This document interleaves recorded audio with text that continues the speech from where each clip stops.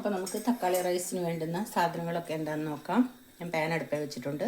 Pan ഒന്ന് ചൂടാവും. Pan ചൂടായിട്ടുണ്ട്. അപ്പോൾ നമുക്ക് വെജിറ്റബിൾ ഓയിൽ ഒഴിച്ച് കൊടുക്കാം. ഒരു 2 ടേബിൾ സ്പൂണൊക്കെ ഒഴിച്ച് കൊടുക്കാം. നമുക്ക് ആവശ്യമായിട്ടുള്ള കടുക് ഇട്ട് കൊടുക്കാം. നമുക്ക് കടുകിൻ്റെ കുരുമുളക് ഇട്ട് കൊടുക്കാം. അപ്പോൾ നമുക്ക് കടലപ്പരിപ്പ് ഇട്ട് കൊടുക്കാം. 2 ടേബിൾ സ്പൂൺ. ഇതിൻ്റെ ടൊമാറ്റോ റൈസിന് നമ്മുടെ കറുത്ത ഉഴുന്നാണ്. ഇത് പൊളന്നതും എടുക്കാം, പൊളക്കാത്തതും എടുക്കാം. ഇതിപ്പോൾ ഞാൻ പൊളക്കാത്ത എടുത്ത് വെച്ചേക്കുന്നത്. കറുത്ത ഉഴുന്ന് ഇട്ട് കൊടുക്കാം. 2-2.5 ടേബിൾ സ്പൂൺ ഇട്ട് കൊടുക്കാം. എല്ലാം ഫ്രൈ ആയിട്ടുണ്ട്. ഇതിനകത്തോട്ട് നമുക്ക് ഒരു 3-4 പച്ചമുളക്, 5-6 സവാള, കറിവേപ്പില ഇത്ര ഇട്ട് കൊടുക്കാം. സവാള ചെറിയ സവാള ആയത് കേട്ടോ. തക്കാളി നല്ലതായിട്ട് പഴുത്ത 6 തക്കാളി അരിഞ്ഞതാണ്. അതും കൂടെ ഇട്ട് കൊടുക്കാം.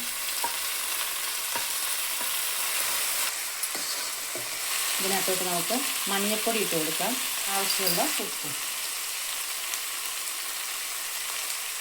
പിന്നെ ഇതെല്ലാം ഇതിനകത്തോട്ട് നല്ലപോലെ വെന്ത് വയ്ക്കാൻ നമുക്ക് അടച്ച് വയ്ക്കാം. അപ്പോൾ നമുക്ക് ഇതെല്ലാം റെഡി ആയിട്ടുണ്ട്. ഇതിനകത്തോട്ട് നമുക്ക് ചോറിട്ട് കൊടുക്കാം.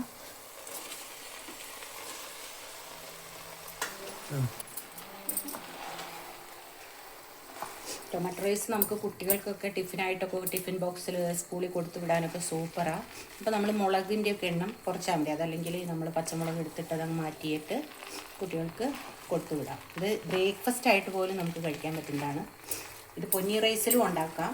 ഇവിടെ എല്ലാവർക്കും ഈ റൈസാണ് ഇഷ്ടം. അതുകൊണ്ടാണ് ഞാനിതിലുണ്ടാക്കാം. ടൊമാറ്റോ റൈസ് ഇവിടെ റെഡി ആയിട്ടുണ്ട്. നല്ല സൂപ്പർ ടേസ്റ്റാണ് കഴിക്കാനായിട്ട്. കറിയുടെ ഒന്നും ആവശ്യമില്ല. നമുക്കൊന്ന് അടച്ചു വെച്ച് വയ്ക്കാം.